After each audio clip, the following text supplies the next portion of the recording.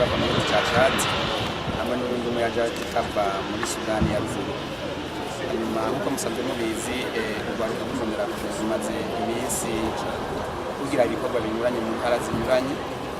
Hanyuma twatwimirije ibikorwa twimirije kurangiza ibikorwa ku rwego rw'igihugu mu ntara ya Gitega. Ibikorwa nabyo bizoba igerekezo rya 19 mu kwezi. Baje rero kugira ngo tubereke abo turi, hanyuma n'abatwereke, hanyuma mbere binakenewe natwe tuzisohoye ku makanya kumbure ko kubagendera.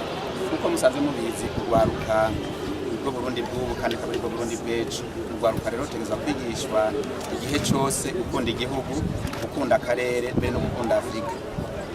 Muri iki gihe ntabwo tukivuga urwaruka rw'i Burundi gusa, urwaruka rwo mu karere, mbere n'urwaruka rwo muri Afurika yose, kugira ngo rukure ruzinanye, rukure ruzi icyo rujejwe, rukure ruzi intumbero yabo, kuko mu Burundi murazi yuko uri mu muryango w'ubumwe bwa Afurika.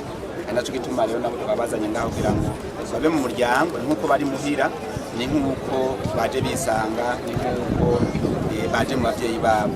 Nico mbona no ushobora kwishura ku kibazo mwabajije.